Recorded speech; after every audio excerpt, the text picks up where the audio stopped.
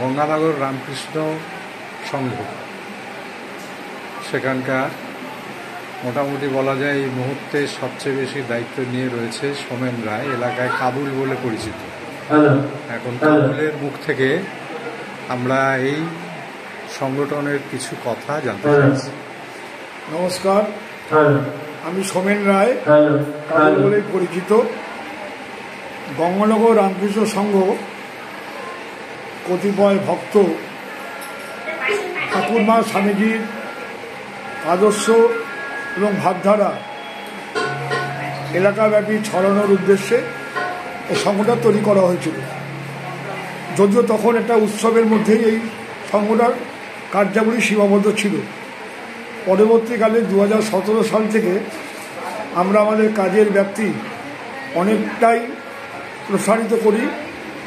নানান সমাজমূলক সেবামূলক কাজ, যেমন বাচ্চাদের বৃত্তি প্রদান, দুস্থদের মধ্যে কম্বল প্রদান, শাড়ি প্রদান, মশারি দেওয়া, পাঠ্যপুস্তক দেওয়া এবং তার সঙ্গে সঙ্গে ঠাকুরমা স্বামীজির ভাব প্রচারে এলাকায় সদস্য ভূমিকা পালন করে।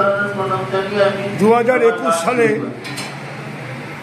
কোভিডের সময় যখন মানুষ ঘর থেকে বেরোতো না, সেই সময় আমরা আমাদের ছোট্ট কিন্তু আমাদের প্রাণের ঠাকুর শ্রী রামকৃষ্ণদেবকে প্রতিষ্ঠা করেছিলাম। সকলের ঐকান্তিক প্রতিষ্ঠা, শুধু সংঘের মেম্বার না, বাইরে একটা বৃহৎ জগতের মানুষ আমাদেরকে 7 জেলার গাড়ি দিয়েছিল। অবশ্যই ঠাকুরের আশীর্বাদ না থাকলে আমরা এই কাজে সফল হতে পারতাম না।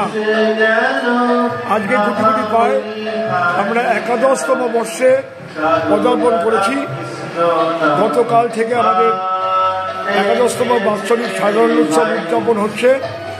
গতকাল আমরা এলাকার প্রচুর নারী পুরুষ নির্বিশেষে বাদ্যযন্ত্র সহ ঠাকুরমা স্বামীজির প্রতিকৃতি নিয়ে আমরা আমাদের এলাকা পরিক্রমা করেছি এবং আজ ভোর 4:30টার সময় মঙ্গল আরতির মধ্য দিয়ে আমাদের অনুষ্ঠান চলছে। যে রামকৃষ্ণ সংঘের এই যে ক্রমবর্ধমান অগ্রগতি, ক্রমবর্ধমান অগ্রগতিতে যারা যারা আপনাদের এই সংঘকে বিভিন্নভাবে সাহায্য করেছে তাদের 2-1 নাম বলুন। সর্বপ্রথম তো নাম বলতে চাই এলাকার কাউন্সিলর শিশুকুমার মণ্ডল, যার সহযোগিতা ছাড়াই মন্দির আমরা তৈরি করতে পারতাম না। তিনি একটি জমি আমাদের প্রদান করেছিলেন। প্রণয় পাল এবং আমাদের সঙ্গের বিশেষ করে সঙ্গীত গুহ রায়, নিরঞ্জন গুহ, চালাদা, তবুলদা, কমল বারুড়ি,